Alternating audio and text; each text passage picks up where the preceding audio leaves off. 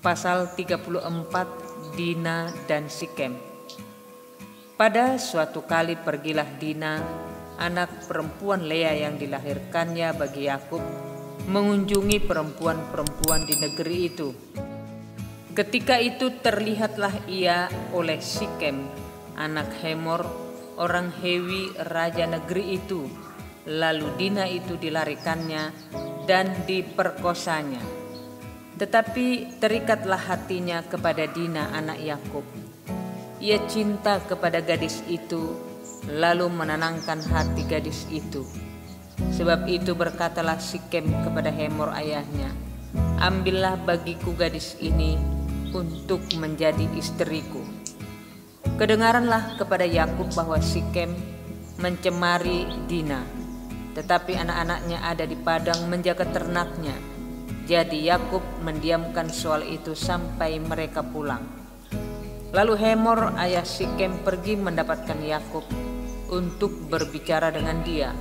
Sementara itu anak-anak Yakub pulang dari padang, dan sesudah mendengar peristiwa itu, orang-orang ini sakit hati dan sangat marah karena Sikem telah berbuat noda di antara orang Israel dengan memperkosa anak perempuan Yakub, sebab yang demikian itu tidak patut dilakukan.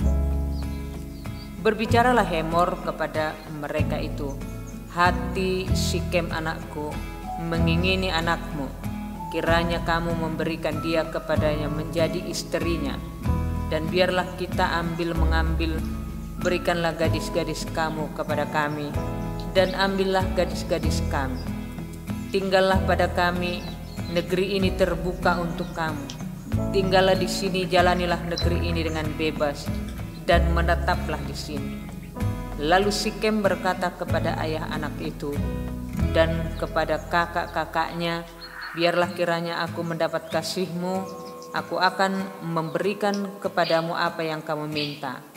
Walaupun kamu bebankan kepadaku uang jujuran dan uang mahar, seberapa banyak pun aku akan memberikan apa yang kamu minta, tetapi berikanlah gadis itu kepadaku menjadi istriku." Lalu anak-anak Yakub menjawab Sikem dan Hemor ayahnya dengan tipu muslihat, karena Sikem telah mencemari Dina adik mereka itu. Berkatalah mereka kepada kedua orang itu, "Kami tidak dapat berbuat demikian, memberikan adik kami kepada seorang laki-laki yang tidak bersunat, sebab hal itu aib bagi kami.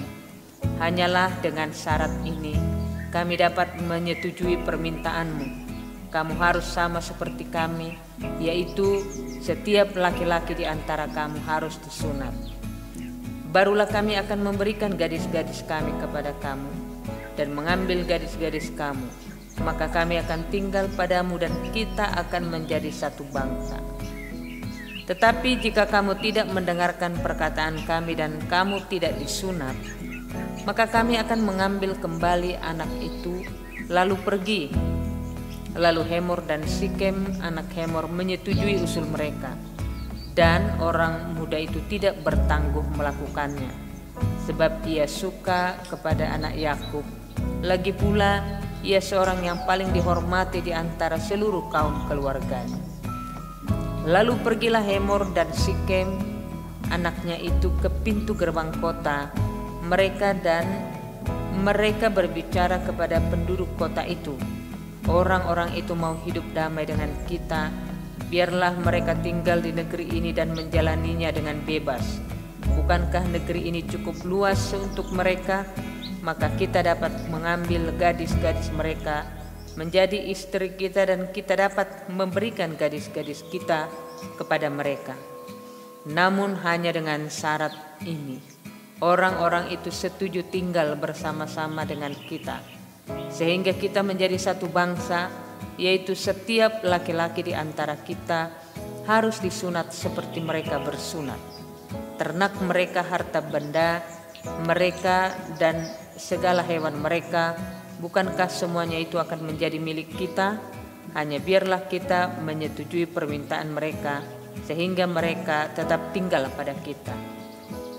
Maka usul Hemor dan Sikem anaknya itu didengarkan oleh semua orang yang datang berkumpul di pintu gerbang kota itu. Lalu disunatlah setiap laki-laki, yakni setiap orang dewasa di kota itu. Pada hari ketiga, ketika mereka sedang menderita kesakitan, datanglah 2 orang anak Yakub, yaitu Simeon dan Lewi, kakak-kakak Dina, setelah masing-masing mengambil pedangnya, menyerang kota itu dengan tidak takut-takut, serta membunuh setiap laki-laki. Juga Hemor dan Sikem anaknya dibunuh mereka dengan mata pedang, dan mereka mengambil Dina dari rumah Sikem lalu pergi. Kemudian datanglah anak-anak Yakub merampasi orang-orang yang terbunuh itu, lalu menjarah kota itu karena adik mereka telah dicemari. Kambing dombanya dan lembu sapinya, keledainya dan segala yang di dalam dan di luar kota itu dibawa mereka. Segala kekayaannya, semua anaknya dan perempuannya ditawan dan dijarah mereka, juga seluruhnya yang ada di rumah-rumah. Yakub berkata kepada Simeon dan Lewi, "Kamu telah mencelakakan aku dengan membusukkan namaku kepada penduduk negeri ini, kepada orang Kanaan dan orang Feris, padahal kita ini hanya sedikit jumlahnya. Apabila mereka bersekutu melawan kita, tentulah mereka akan memukul kita kalah, dan kita akan dipunahkan, aku beserta seisi rumahku." Tetapi jawab mereka, "Mengapa adik kita diperlakukannya sebagai seorang perempuan sundal?" Pasal 35, Yakub di Betel untuk kedua kalinya. Allah berfirman kepada Yakub, "Bersiaplah, pergilah ke Betel, tinggallah di situ dan buatlah di situ mezbah bagi Allah yang telah menampakkan diri kepadamu ketika engkau lari dari Esau kakakmu." Lalu berkatalah Yakub kepada seisi rumahnya dan kepada semua orang yang bersama-sama dengan dia, "Jauhkanlah dewa-dewa asing yang ada di tengah-tengah kamu, tahirkanlah dirimu dan tukarlah pakaian. Marilah kita bersiap dan pergi ke Betel.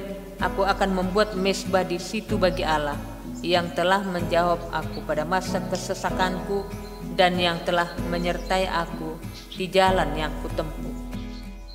Mereka menyerahkan kepada Yakub segala dewa asing yang dipunyai mereka dan anting-anting yang ada pada telinga mereka. Lalu Yakub menanamnya di bawah pohon besar yang dekat Sikem. Sesudah itu berangkatlah mereka, dan kedahsyatan yang dari Allah meliputi kota-kota sekeliling mereka, sehingga anak-anak Yakub tidak dikejar. Lalu sampailah Yakub ke Luz yang di tanah Kanaan, yaitu Betel, ia dan semua orang yang bersama-sama dengan dia. Didirikannya lah mezbah di situ, dan dinamainya lah tempat itu El Betel, karena Allah telah menyatakan diri kepadanya di situ, karena ia lari terhadap kakaknya. Ketika Deborah, inang pengasuh Ribka, mati, dikuburkanlah ia di sebelah hilir Betel di bawah pohon besar yang dinamai orang pohon besar penangisan.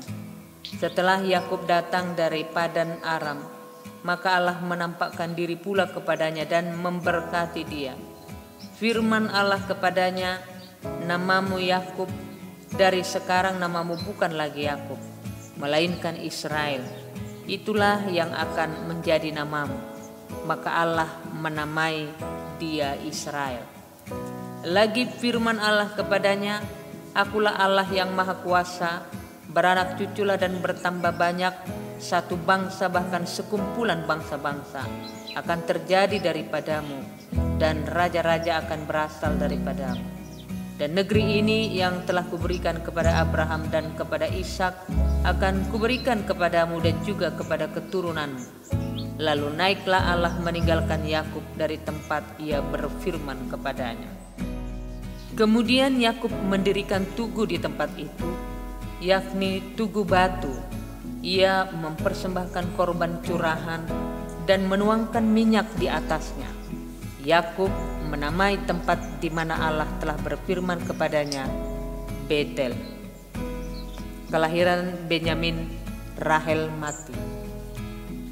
Sesudah itu berangkatlah mereka dari Betel. Ketika mereka tidak berapa jauh lagi dari Efrata, bersalinlah Rahel, dan bersalinnya itu sangat sukar.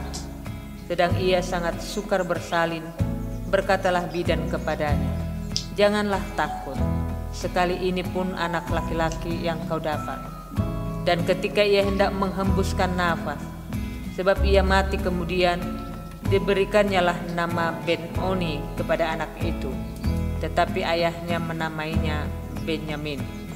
Demikianlah Rahel mati, lalu ia dikuburkan di sisi jalan ke Efrata, yaitu Betlehem. Yakub mendirikan tugu di atas kuburnya. Itulah tugu kubur Rahel sampai sekarang. Sesudah itu berangkatlah Israel, lalu ia memasang kemahnya di seberang Migdal Eder. Anak-anak Yakub, Ishak mati.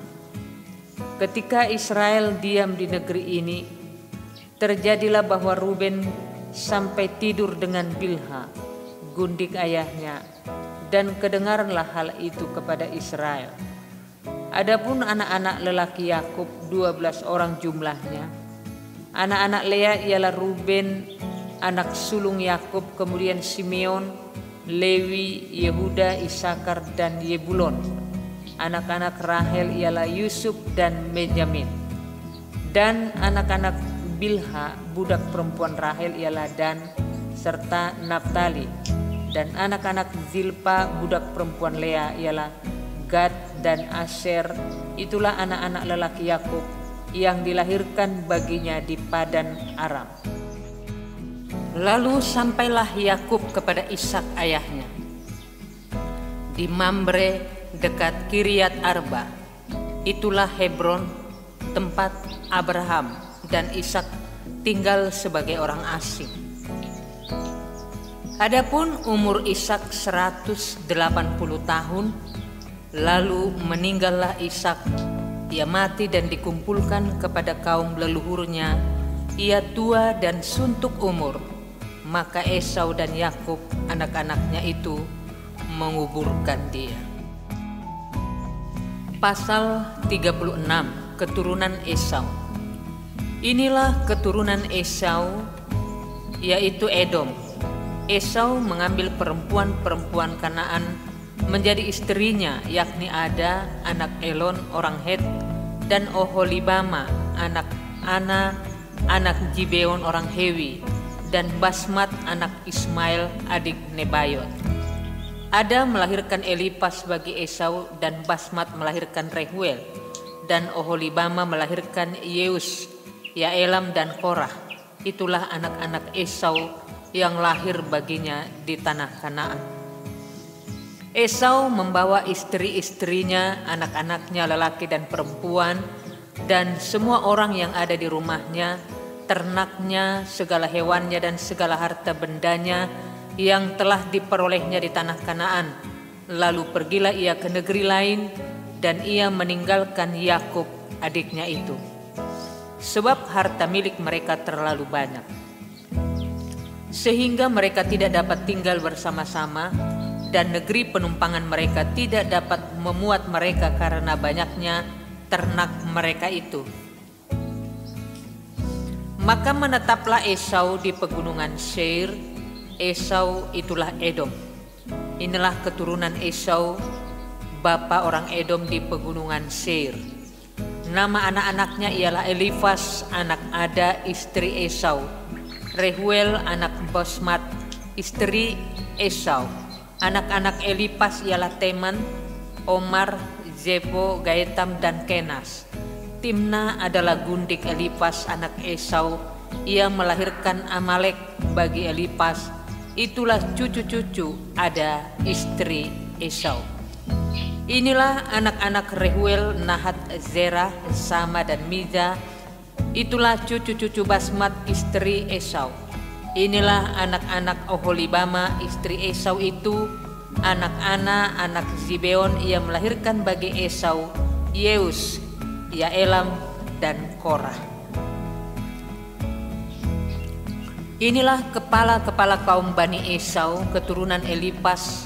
Anak sulung Esau ialah kepala kaum Teman, kepala kaum Omar, kepala kaum Jefo, kepala kaum Kenas, kepala kaum Korah, kepala kaum Gaetam, dan kepala kaum Amalek.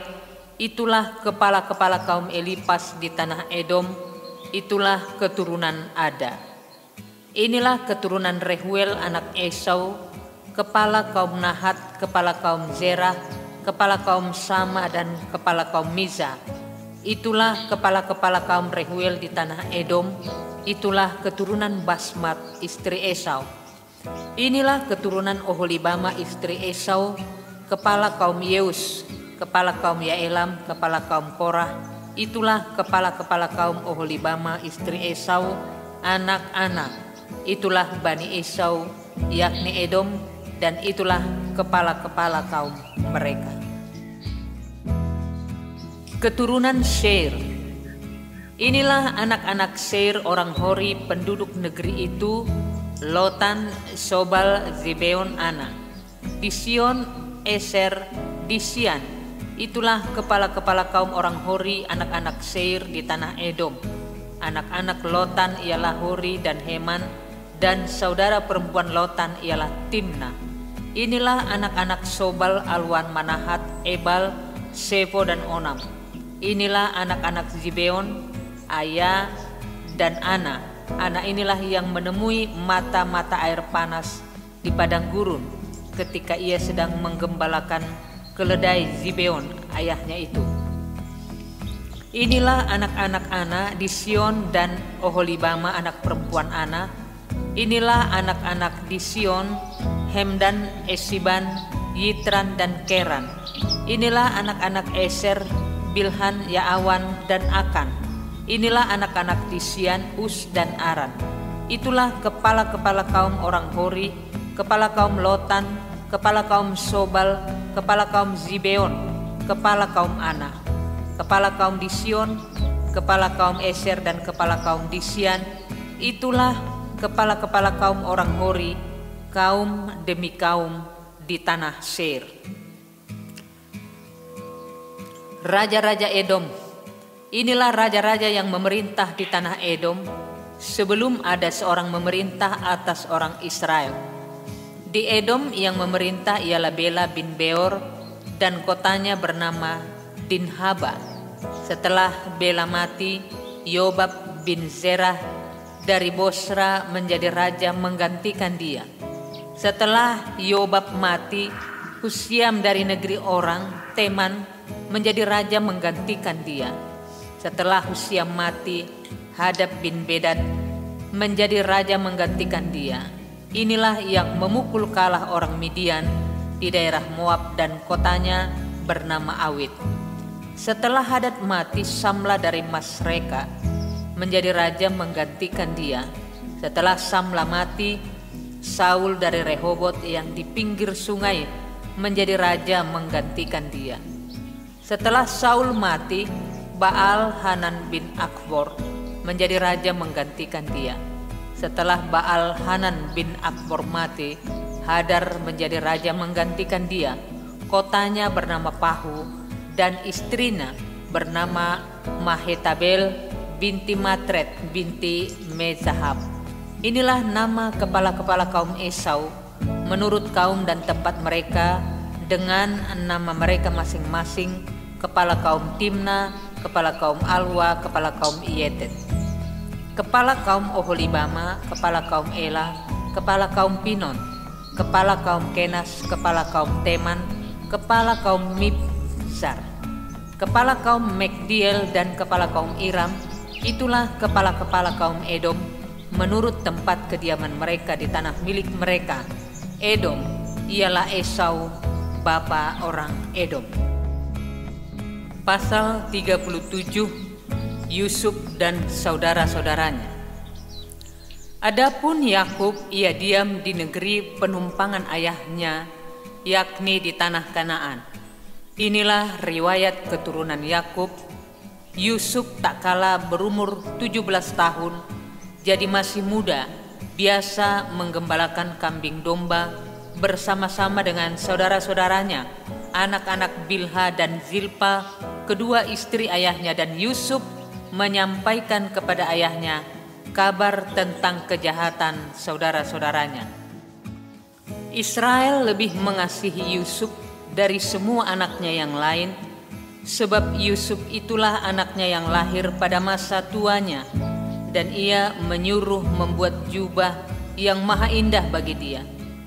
Setelah dilihat oleh saudara-saudaranya bahwa ayahnya lebih mengasihi Yusuf dari semua saudaranya, maka bencilah mereka itu kepadanya dan tidak mau menyapanya dengan ramah. Pada suatu kali bermimpilah Yusuf, lalu mimpinya itu diceritakannya kepada saudara-saudaranya. Sebab itulah mereka lebih benci lagi kepadanya, karena katanya kepada mereka, "Coba dengarkan mimpi yang kumimpikan ini. Tampak kita sedang di ladang mengikat berkas-berkas gandum, lalu bangkitlah berkasku dan tegak berdiri. Kemudian datanglah berkas-berkas kamu sekalian, mengelilingi dan sujud menyembah kepada berkasku itu." Lalu saudara-saudaranya berkata kepadanya, "Apakah engkau ingin menjadi raja atas kami?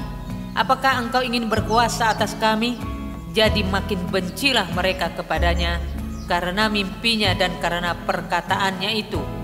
Lalu ia memimpikan pula mimpi yang lain yang diceritakannya kepada saudara-saudaranya. Katanya, "Aku bermimpi pula, tampak matahari, bulan dan 11 bintang sujud menyembah kepadaku." Setelah hal ini diceritakannya kepada ayah dan saudara-saudaranya, maka ia ditegur oleh ayahnya, "Mimpi apa mimpimu itu? Masakan aku dan ibumu serta saudara-saudaramu sujud menyembah kepadamu sampai ke tanah?" Maka iri hatilah saudara-saudaranya kepadanya, tetapi ayahnya menyimpan hal itu dalam hatinya. Yusuf dijual ke tanah Mesir. Pada suatu kali pergilah saudara-saudaranya menggembalakan kambing domba ayahnya dekat Sikem. Lalu Israel berkata kepada Yusuf, "Bukankah saudara-saudaramu menggembalakan kambing domba dekat Sikem? Marilah engkau kusuruh kepada mereka." Sahut Yusuf, "Ya Bapa." Kata Israel kepadanya, "Pergilah engkau melihat apakah baik keadaan saudara-saudaramu dan keadaan kambing domba, dan bawalah kabar tentang itu kepadaku." Lalu Yakub menyuruh dia dari lembah Hebron, dan Yusuf pun sampailah ke Sikem. Ketika Yusuf berjalan ke sana kemari di padang, bertemulah ia dengan seorang laki-laki yang bertanya kepadanya, "Apakah yang kau cari?" Sahutnya, "Aku mencari saudara-saudaraku. Tolonglah katakan kepadaku di mana mereka menggembalakan kambing domba." Lalu kata orang itu, "Mereka telah berangkat dari sini, sebab telah kudengar mereka berkata, 'Marilah kita pergi ke Dotan.'" Maka Yusuf menyusul saudara-saudaranya itu, dan didapatinya lah mereka di Dotan. Dari jauh ia telah kelihatan kepada mereka, tetapi sebelum ia dekat pada mereka, mereka telah bermufakat mencari daya upaya untuk membunuhnya. Kata mereka seorang kepada yang lain, "Lihat, tukang mimpi kita itu datang. Sekarang marilah kita bunuh dia dan kita lemparkan ke dalam salah satu sumur ini. Lalu kita katakan seekor binatang buas telah menerkamnya, dan kita akan lihat nanti bagaimana jadinya mimpinya itu." Ketika Ruben mendengar hal ini, ia ingin melepaskan Yusuf dari tangan mereka. Sebab itu katanya, "Janganlah kita bunuh dia." Lagi kata Ruben kepada mereka, "Janganlah tumpahkan darah. Lemparkanlah dia ke dalam sumur yang ada di padang gurun ini. Tetapi janganlah apa-apakan dia." Maksudnya hendak melepaskan Yusuf dari tangan mereka dan membawanya kembali kepada ayahnya. Baru saja Yusuf sampai kepada saudara-saudaranya, mereka pun menanggalkan jubah Yusuf, jubah maha indah yang dipakainya itu, dan mereka membawa dia dan melemparkan dia ke dalam sumur. Sumur itu kosong, tidak berair. Kemudian duduklah mereka untuk makan. Ketika mereka mengangkat muka, kelihatanlah kepada mereka suatu kafilah orang Ismail datang dari Gilead dengan untanya yang membawa damar, balsam dan damar ladam dalam perjalanannya mengangkut barang-barang itu ke Mesir. Lalu kata Yehuda kepada saudara-saudaranya itu, "Apakah untungnya kalau kita membunuh adik kita itu dan menyembunyikan darahnya? Marilah kita jual dia kepada orang Ismail ini, tetapi janganlah kita apa-apakan dia. Karena ia saudara kita, darah daging kita." Dan saudara-saudaranya mendengarkan perkataan itu. Ketika ada saudagar-saudagar Midian lewat, Yusuf diangkat ke atas dari dalam sumur itu, kemudian dijual kepada orang Ismail itu dengan harga 20 sikal perak. Lalu Yusuf dibawa mereka ke Mesir. Ketika Ruben kembali ke sumur itu, ternyata Yusuf tidak ada lagi di dalamnya. Lalu dikoyakkannyalah lah bajunya, dan kembalilah ia kepada saudara-saudaranya, katanya, "Anak itu tidak ada lagi. Kemanakah aku ini?" Kemudian mereka mengambil jubah Yusuf dan menyembelih seekor kambing, lalu mencelupkan jubah itu ke dalam darahnya. Jubah maha indah itu mereka suruh antarkan kepada ayah mereka dengan pesan, "Ini kami dapati. Silahkan Bapak periksa apakah jubah ini milik anak Bapak atau tidak." Ketika Yakub memeriksa jubah itu, ia berkata, "Ini jubah anakku. Binatang buas telah memakannya. Tentulah Yusuf telah diterkam." Dan Yakub mengoyakkan jubahnya, lalu mengenakan kain kabung pada pinggangnya, dan berkabunglah ia berhari-hari lamanya karena anaknya itu. Sekalian anaknya laki-laki dan perempuan berusaha menghiburkan dia, tetapi ia menolak dihiburkan, serta katanya, "Tidak, aku akan berkabung sampai aku turun mendapatkan anakku ke dalam dunia orang mati." Demikianlah Yusuf ditangisi oleh ayahnya. Adapun Yusuf, ia dijual oleh orang Midian itu ke Mesir, kepada Potifar, seorang pegawai istana Firaun, kepala pengawal raja. Pasal 38, Yehuda dan Tamar. Pada waktu itu Yehuda meninggalkan saudara-saudaranya dan menumpang pada seorang adulam yang namanya Hira. Di situ Yehuda melihat anak perempuan seorang Kanaan, nama orang itu ialah Sua. Lalu Yehuda kawin dengan perempuan itu dan menghampirinya. Perempuan itu mengandung lalu melahirkan seorang anak laki-laki dan menamai anak itu Er. Sesudah itu perempuan itu mengandung lagi, lalu melahirkan seorang anak laki-laki dan menamai anak itu Onan. Kemudian perempuan itu melahirkan anak laki-laki sekali lagi dan menamai anak itu Sela. Yehuda sedang berada di Gesib ketika anak itu dilahirkan. Sesudah itu Yehuda mengambil bagi Er anak sulungnya seorang istri yang bernama Tamar. Tetapi Er anak sulung Yehuda itu adalah jahat di mata Tuhan, maka Tuhan membunuh dia. Lalu berkatalah Yehuda kepada Onan, "Hampirilah istri kakakmu itu, kawinlah dengan dia sebagai ganti kakakmu, dan bangkitkanlah keturunan bagi kakakmu." Tetapi Onan tahu bahwa bukan ia yang empunya keturunannya nanti. Sebab itu setiap kali ia menghampiri istri kakaknya itu, ia membiarkan maninya terbuang, supaya ia jangan memberi keturunan kepada kakaknya. Tetapi yang dilakukannya itu adalah jahat di mata Tuhan, maka Tuhan membunuh dia juga. Lalu berkatalah Yehuda kepada Tamar menantunya itu, "Tinggallah sebagai janda di rumah ayahmu, sampai anakku Sela itu besar," sebab pikirnya jangan-jangan ia mati seperti kedua kakaknya itu.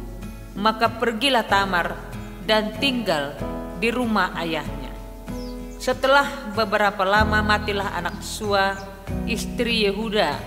Habis berkabung pergilah Yehuda ke Timna kepada orang-orang yang menggunting bulu domba-dombanya bersama dengan Hira sahabatnya orang Adulam itu. Ketika dikabarkan kepada Tamar bapa mertuamu sedang di jalan ke Timna untuk menggunting bulu domba-dombanya, maka ditanggalkannya lah pakaian kejandaannya. Ia bertelekung dan berselubung, lalu pergi duduk di pintu masuk ke Enaim yang di jalan ke Timna, karena dilihatnya bahwa Sela telah menjadi besar, dan dia tidak diberikan juga kepada Sela itu untuk menjadi istrinya. Ketika Yehuda melihat dia, disangkanyalah dia seorang perempuan sundal, karena ia menutupi mukanya. Lalu berpalinglah Yehuda mendapatkan perempuan yang di pinggir jalan itu, serta berkata, "Marilah, aku mau menghampiri engkau." Sebab ia tidak tahu bahwa perempuan itu menantunya. Tanya perempuan itu, "Apakah yang akan kau berikan kepadaku jika engkau menghampiri aku?" Jawabnya, "Aku akan mengirimkan kepadamu seekor anak kambing dari kambing dombaku."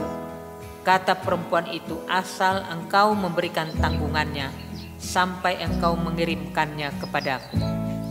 Tanyanya, "Apakah tanggungan yang harus kuberikan kepadamu?" Jawab perempuan itu, "Cap meteraimu serta kalungmu dan tongkat yang ada di tanganmu itu." Lalu diberikannya semuanya itu kepadanya, maka ia menghampirinya.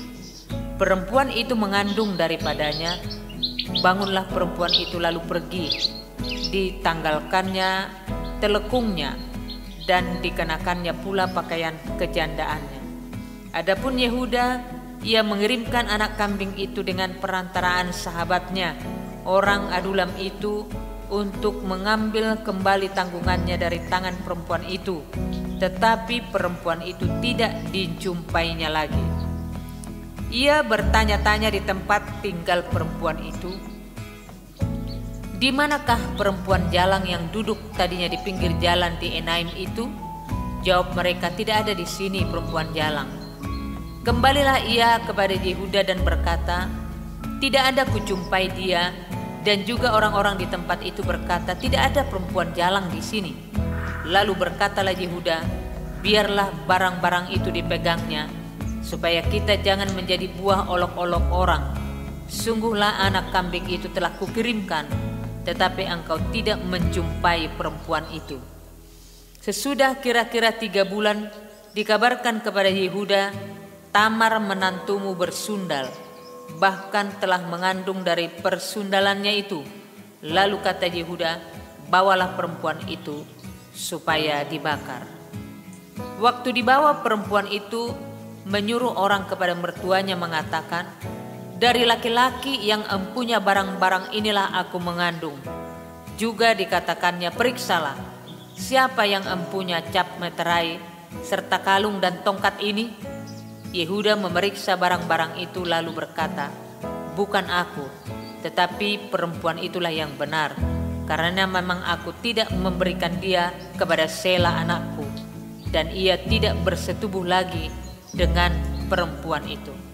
Pada waktu perempuan itu hendak bersalin, nyatalah ada anak kembar dalam kandungannya, dan ketika ia bersalin, seorang dari anak itu mengeluarkan tangannya, lalu dipegang oleh bidan, diikatnya dengan benang kirmiji, serta berkata, "Inilah yang lebih dulu keluar." Ketika anak itu menarik tangannya kembali, keluarlah saudaranya laki-laki, dan bidan itu berkata, "Alangkah kuatnya engkau menembus keluar." Maka anak itu dinamai Peres. Sesudah itu keluarlah saudaranya laki-laki, yang tangannya telah terikat benang kirmiji itu, lalu kepadanya diberi nama Zerah. Pasal 39, Yusuf di rumah Potifar. Adapun Yusuf telah dibawa ke Mesir, dan Potifar, seorang Mesir pegawai istana Firaun, kepala pengawal raja, membeli dia dari tangan orang Ismail yang telah membawa dia ke situ. Tetapi Tuhan menyertai Yusuf, sehingga ia menjadi seorang yang selalu berhasil dalam pekerjaannya, maka tinggallah ia di rumah tuannya orang Mesir itu. Setelah dilihat oleh tuannya bahwa Yusuf disertai Tuhan dan bahwa Tuhan membuat berhasil segala sesuatu yang dikerjakannya, maka Yusuf mendapat kasih tuannya, dan ia boleh melayani dia. Kepada Yusuf diberikannya kuasa atas rumahnya, dan segala miliknya diserahkannya pada kekuasaan Yusuf. Sejak ia memberikan kuasa dalam rumahnya dan atas segala miliknya kepada Yusuf, Tuhan memberkati rumah orang Mesir itu karena Yusuf, sehingga berkat Tuhan ada atas segala miliknya, baik yang di rumah maupun yang di ladang. Segala miliknya diserahkannya pada kekuasaan Yusuf, dan dengan bantuan Yusuf ia tidak usah lagi mengatur apa-apa selain dari makanannya sendiri. Adapun Yusuf itu manis sikapnya dan elok parasnya. Selang beberapa waktu istri tuannya memandang Yusuf dengan berahi, lalu katanya, "Marilah tidur dengan aku." Tetapi Yusuf menolak dan berkata kepada istri tuannya itu, "Dengan bantuanku, tuanku itu tidak lagi mengatur apa yang ada di rumah ini, dan ia telah menyerahkan segala miliknya pada kekuasaanku. Bahkan di rumah ini tidak lebih besar kuasanya daripadaku, dan tiada yang tidak diserahkannya kepadaku selain daripada engkau. Sebab engkau istrinya, bagaimanakah mungkin aku melakukan kejahatan yang besar ini dan berbuat dosa terhadap Allah?" Walaupun dari hari ke hari perempuan itu membujuk Yusuf, Yusuf tidak mendengarkan bujukannya itu untuk tidur di sisinya dan bersetubuh dengan dia. Pada suatu hari masuklah Yusuf ke dalam rumah untuk melakukan pekerjaannya, sedang dari seisi rumah itu seorang pun tidak ada di rumah. Lalu perempuan itu memegang baju Yusuf sambil berkata, "Marilah tidur dengan aku." Tetapi Yusuf meninggalkan bajunya di tangan perempuan itu dan lari keluar.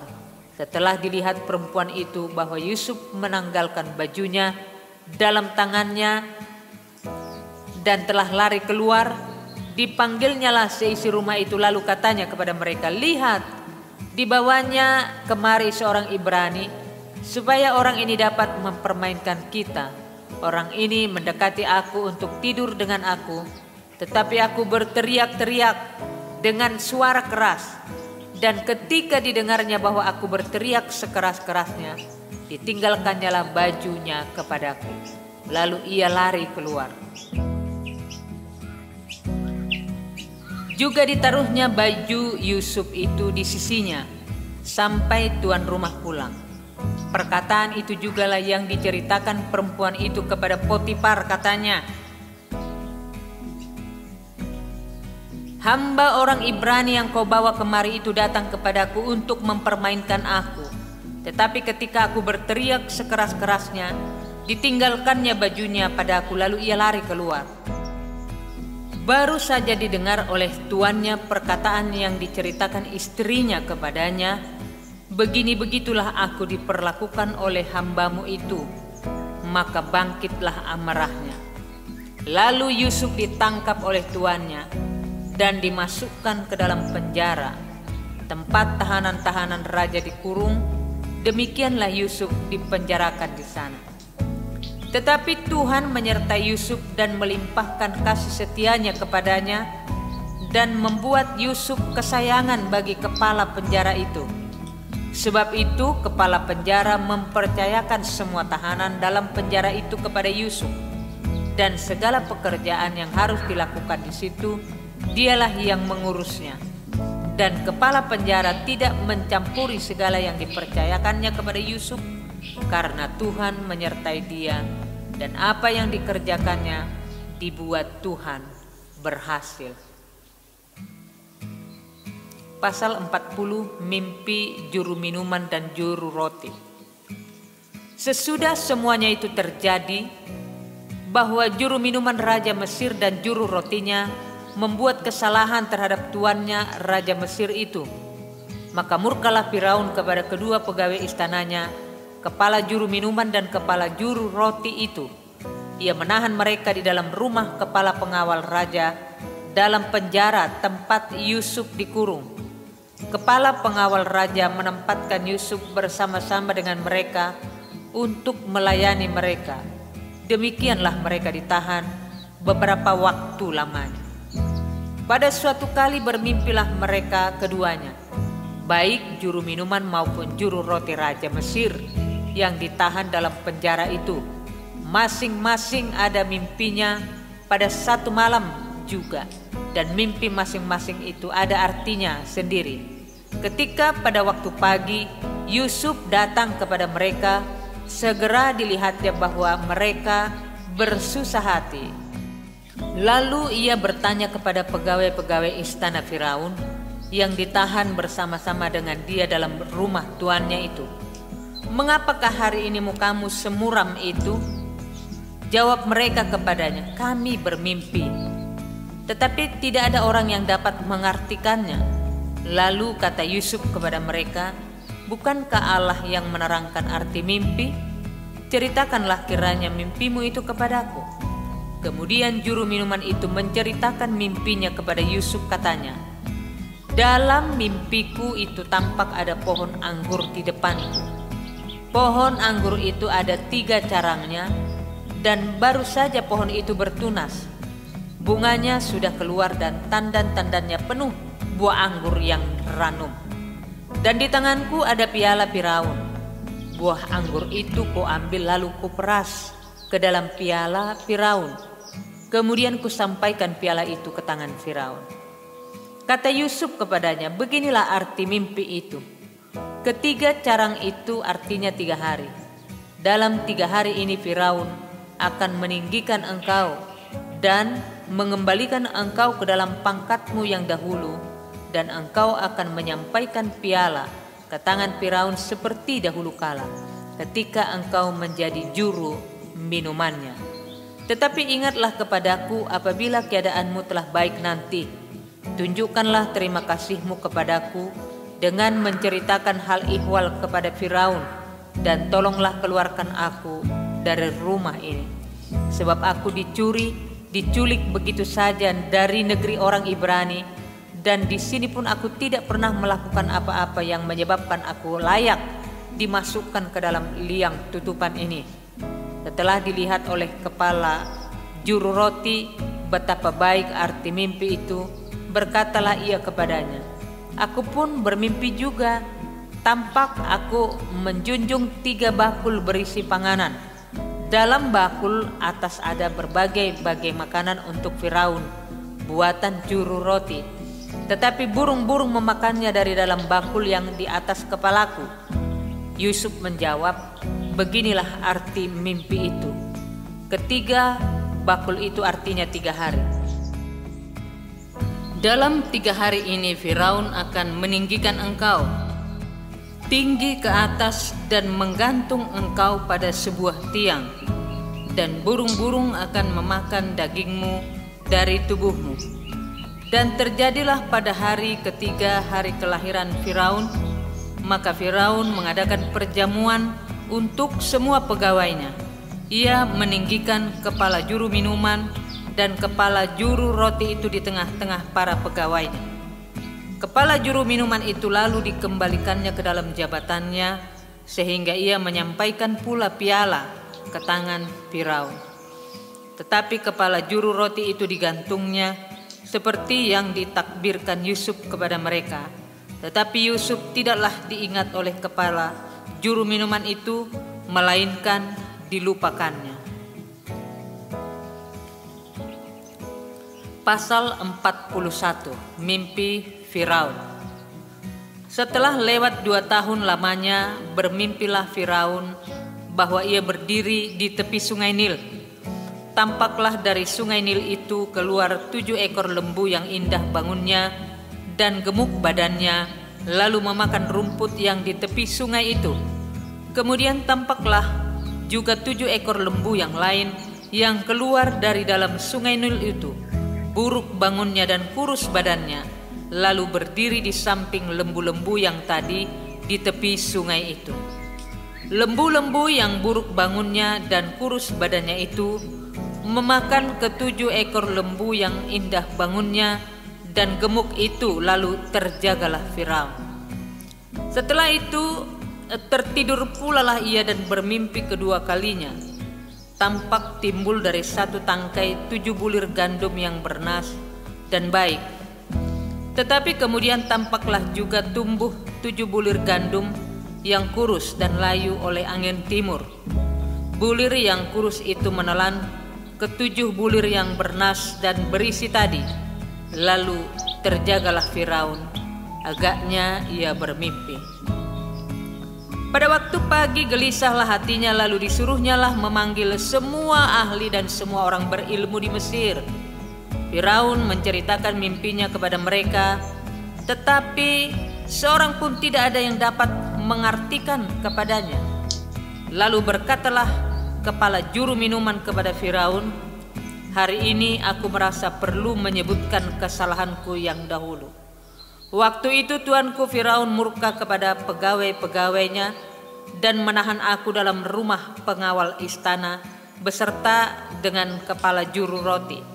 Pada satu malam juga kami bermimpi, aku dan kepala juru roti itu masing-masing mempunyai mimpi dengan artinya sendiri. Bersama-sama dengan kami ada di sana seorang muda Ibrani, hamba kepala pengawal istana itu. Kami menceritakan mimpi kami kepadanya, lalu diartikannya kepada kami mimpi kami masing-masing. Dan seperti yang diartikannya itu kepada kami, demikianlah pula terjadi. Aku dikembalikan ke dalam pangkatku dan kepala juru roti itu digantung." Kemudian Firaun menyuruh memanggil Yusuf. Segeralah ia dikeluarkan dari tutupan. Ia bercukur dan berganti pakaian, lalu pergi menghadap Firaun. Berkatalah Firaun kepada Yusuf, "Aku telah bermimpi dan seorang pun tidak ada yang dapat mengartikannya. Tetapi telah kudengar tentang engkau, hanya engkau. Dengan mendengar mimpi saja engkau dapat mengartikannya." Yusuf menyahut Firaun, "Bukan sekali-kali aku, melainkan Allah juga yang akan memberitakan kesejahteraan kepada tuanku Firaun." Lalu berkatalah Firaun kepada Yusuf, "Dalam mimpiku itu aku berdiri di tepi sungai Nil. Lalu tampaklah dari sungai Nil itu keluar 7 ekor lembu yang gemuk badannya dan indah bentuknya dan makan rumput yang di tepi sungai itu. Tetapi kemudian tampaklah juga keluar 7 ekor lembu yang lain, kulit pemalut tulang, sangat buruk bangunnya dan kurus badannya. Tidak pernah kulihat yang seburuk itu di seluruh tanah Mesir. Lembu yang kurus dan buruk itu memakan ke-7 ekor lembu gemuk yang mula-mula. Lembu-lembu ini masuk ke dalam perutnya, tetapi walaupun telah masuk ke dalam perutnya, tidaklah kelihatan sedikit pun tandanya. Bangunnya tetap sama buruknya seperti semula. Lalu terjagalah aku. Selanjutnya dalam mimpiku itu kulihat timbul dari satu tangkai 7 bulir gandum yang berisi dan baik. Tetapi kemudian tampaklah juga tumbuh 7 bulir yang kering, kurus dan layu oleh angin timur. Bulir yang kurus itu memakan ke-7 bulir yang baik tadi. Telah kuceritakan hal ini kepada semua ahli, tetapi seorang pun tidak ada yang dapat menerangkannya kepadaku." Lalu kata Yusuf kepada Firaun, "Kedua mimpi tuanku Firaun itu sama. Allah telah memberitahukan kepada tuanku Firaun apa yang hendak dilakukannya. Ke-7 ekor lembu yang baik itu ialah 7 tahun, dan ke-7 bulir gandum yang baik itu ialah 7 tahun juga. Kedua mimpi itu sama. Ke-7 ekor lembu yang kurus dan buruk yang keluar kemudian, maksudnya 7 tahun. Demikian pula ke-7 bulir gandum yang hampa dan layu oleh angin timur itu, maksudnya akan ada 7 tahun kelaparan. Inilah maksud perkataanku ketika aku berkata kepada tuanku Firaun, Allah telah memperlihatkan kepada tuanku Firaun apa yang hendak dilakukannya. Ketahuilah tuanku, akan datang 7 tahun kelimpahan di seluruh tanah Mesir. Kemudian akan timbul 7 tahun kelaparan. Maka akan dilupakan segala kelimpahan itu di tanah Mesir, karena kelaparan itu mengurus keringkan negeri ini. Sesudah itu akan tidak kelihatan lagi berkas-berkas kelimpahan di negeri ini, karena kelaparan itu, sebab sangat hebat kelaparan itu. Sampai 2 kali mimpi itu diulangi bagi tuanku Firaun, berarti hal itu telah ditetapkan oleh Allah dan Allah akan segera melakukannya. Oleh sebab itu baiklah tuanku Firaun mencari seorang yang berakal budi dan bijaksana dan mengangkatnya menjadi kuasa atas tanah Mesir. Baiklah juga tuanku Firaun berbuat begini, yakni menempatkan penilik-penilik atas negeri ini, dan dalam ke-7 tahun kelimpahan ia memungut 1/5 dari hasil tanah Mesir. Mereka harus mengumpulkan segala bahan makanan dalam tahun-tahun baik yang akan datang ini, dan di bawah kuasa tuanku Firaun menimbun gandum di kota-kota sebagai bahan makanan serta menyimpannya. Demikianlah segala bahan makanan itu menjadi persediaan untuk negeri ini dalam ke-7 tahun kelaparan yang akan terjadi di tanah Mesir, supaya negeri ini jangan binasa karena kelaparan itu. Yusuf di Mesir sebagai penguasa. Usul itu dipandang baik oleh Firaun dan oleh semua pegawainya. Lalu berkatalah Firaun kepada para pegawainya, "Mungkinkah kita mendapat orang seperti ini, seorang yang penuh dengan roh Allah?" Kata Firaun kepada Yusuf, "Oleh karena Allah telah memberitahukan semuanya ini kepadamu, tidaklah ada orang yang demikian berakal budi dan bijaksana seperti engkau. Engkaulah menjadi kuasa atas istanaku, dan kepada perintahmu seluruh rakyatku akan taat. Hanya tahta inilah kelebihanku daripadamu." Selanjutnya Firaun berkata kepada Yusuf, "Dengan ini aku melantik engkau menjadi kuasa atas seluruh tanah Mesir." Sesudah itu Firaun menanggalkan cincin meterainya dari jarinya dan mengenakannya pada jari Yusuf. Dipakaikannya lah kepada Yusuf pakaian daripada kain halus dan digantungkannya kalung emas pada lehernya. Lalu Firaun menyuruh menaikkan Yusuf dalam keretanya yang kedua, dan berserulah orang di hadapan Yusuf, "Hormat!" Demikianlah Yusuf dilantik oleh Firaun menjadi kuasa atas seluruh tanah Mesir.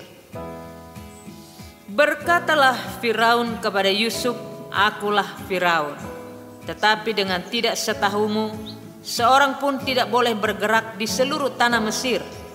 Lalu Firaun menamai Yusuf Zabnat Paaneah, serta memberikan Asnat anak Polifera imam di On kepadanya menjadi istrinya.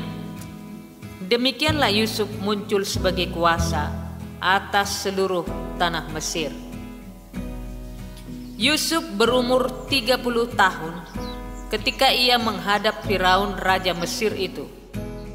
Maka pergilah Yusuf dari depan Firaun, lalu dikelilinginya seluruh tanah Mesir. Tanah itu mengeluarkan hasil bertumpuk-tumpuk dalam ke-7 tahun kelimpahan itu. Maka Yusuf mengumpulkan segala bahan makanan ke-7 tahun kelimpahan yang ada di tanah Mesir, lalu disimpannya di kota-kota. Hasil daerah sekitar tiap-tiap kota disimpan di dalam kota itu. Demikianlah Yusuf menimbun gandum seperti pasir di laut, sangat banyak, sehingga orang berhenti menghitungnya, karena memang tidak terhitung. Sebelum datang tahun kelaparan itu, lahirlah bagi Yusuf 2 orang anak laki-laki yang dilahirkan oleh Asnat anak Polifera imam di On. Yusuf memberi nama Manasye kepada anak sulungnya, sebab katanya, "Allah telah membuat aku lupa sama sekali kepada kesukaranku dan kepada rumah bapakku." Dan kepada anaknya yang kedua diberinya nama Efraim, sebab katanya, "Allah membuat aku mendapat anak dalam negeri kesengsaraanku."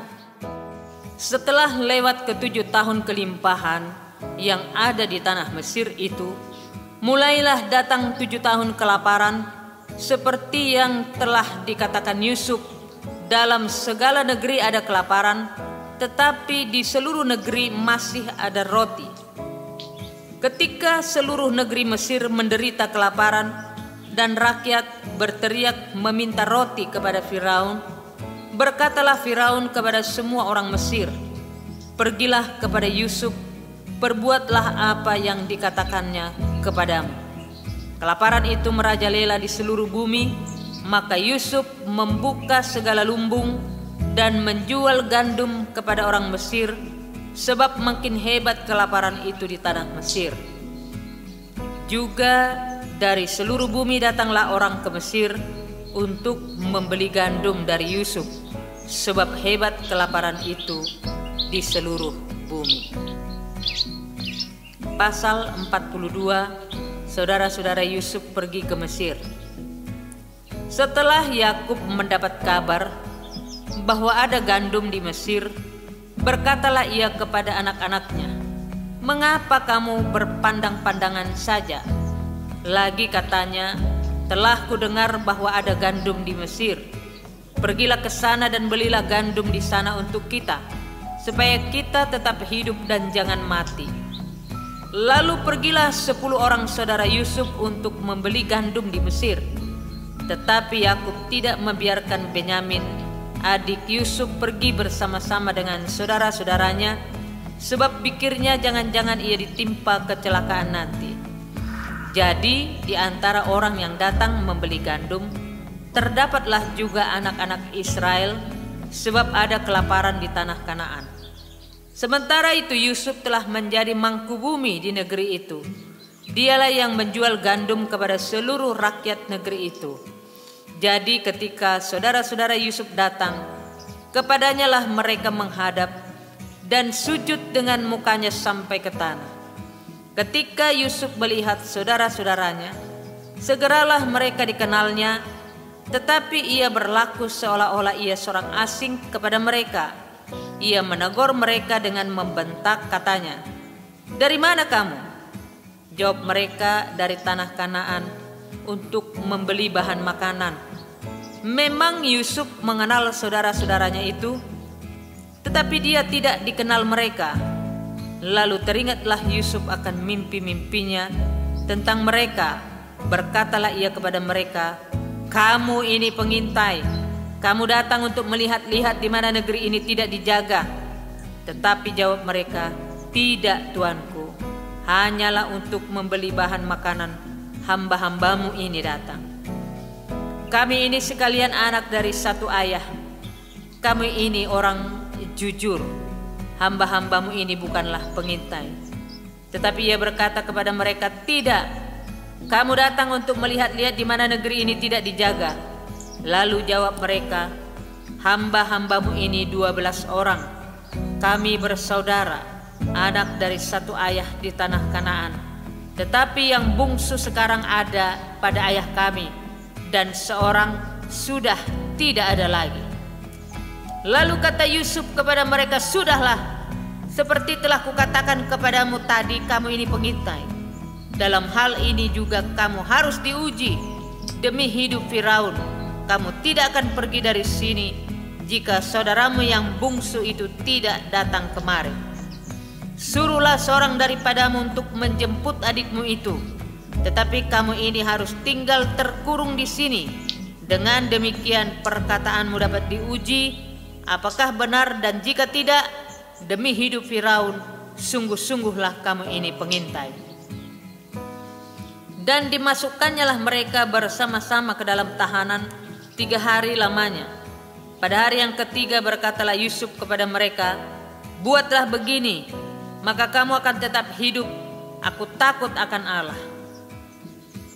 Jika kamu orang jujur, biarkanlah dari kamu bersaudara tinggal seorang terkurung dalam rumah tahanan. Tetapi pergilah kamu, bawalah gandum untuk meredakan lapar seisi rumahmu. Tetapi saudaramu yang bungsu itu haruslah kamu bawa kepadaku, supaya perkataanmu itu ternyata benar dan kamu jangan mati." Demikianlah diperbuat mereka. Mereka berkata seorang kepada yang lain, "Betul-betullah kita menanggung akibat dosa kita terhadap adik kita itu. Bukankah kita melihat bagaimana sesak hatinya ketika ia memohon belas kasihan kepada kita, tetapi kita tidak mendengarkan permohonannya. Itulah sebabnya kesesakan ini menimpa kita." Lalu Ruben menjawab mereka, "Bukankah dahulu kukatakan kepadamu, janganlah kamu berbuat dosa terhadap anak itu? Tetapi kamu tidak mendengarkan perkataanku. Sekarang darahnya dituntut daripada kita." Tetapi mereka tidak tahu bahwa Yusuf mengerti perkataan mereka, sebab mereka memakai seorang juru bahasa. Maka Yusuf mengundurkan diri dari mereka, lalu menangis. Kemudian ia kembali kepada mereka dan berkata-kata dengan mereka. Ia mengambil Simeon dari antara mereka, lalu disuruh belenggu di depan mata mereka.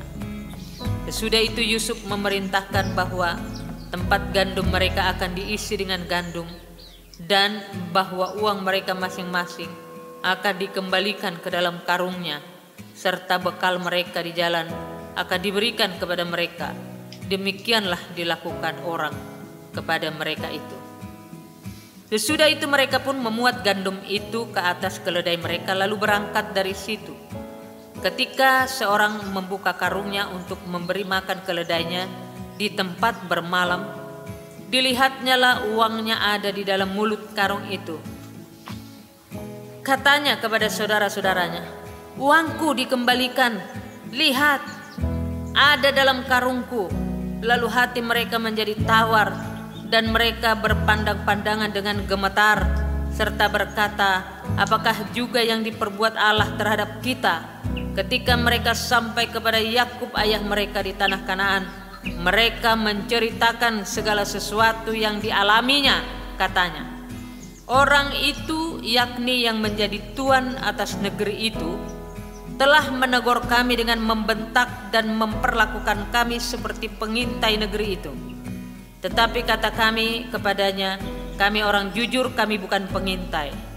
Kami 12 orang bersaudara, anak-anak ayah kami, seorang sudah tidak ada lagi, dan yang bungsu ada sekarang pada ayah kami di tanah Kanaan." Lalu orang itu, yakni yang menjadi tuan atas negeri itu, kepada kami, "Dari hal ini aku akan tahu apakah kamu orang jujur. Dari kamu bersaudara haruslah kamu tinggalkan seorang padaku. Kemudian bawalah gandum untuk meredakan lapar seisi rumahmu dan pergilah. Lalu bawalah kepadaku saudaramu yang bungsu itu. Maka aku akan tahu bahwa kamu bukan pengintai, tetapi orang jujur, dan aku akan mengembalikan saudaramu itu kepadamu, dan bolehlah kamu menjalani negeri ini dengan bebas." Ketika mereka mengosongkan karungnya, tampaklah ada pundi-pundi uang masing-masing dalam karungnya. Dan ketika mereka beserta ayah mereka melihat pundi-pundi itu, ketakutanlah mereka. Dan Yakub ayah mereka berkata kepadanya, "Kamu membuat aku kehilangan anak-anakku. Yusuf tidak ada lagi, dan Simeon tidak ada lagi. Sekarang Benyamin pun hendak kamu bawa juga. Aku inilah yang menanggung segala-galanya itu." Lalu berkatalah Ruben kepada ayahnya, "Kedua anakku laki-laki boleh engkau bunuh. Jika ia tidak kau bawa kepadamu, serahkanlah dia ke dalam tanganku, maka dia akan kubawa kembali kepadamu." Tetapi jawabnya, "Anakku itu tidak akan pergi ke sana bersama-sama dengan kamu, sebab kakaknya telah mati dan hanya dialah yang tinggal. Jika dia ditimpa kecelakaan di jalan yang akan kamu tempuh, maka tentulah kamu akan menyebabkan aku yang ubanan ini turun ke dunia orang mati karena duka cita."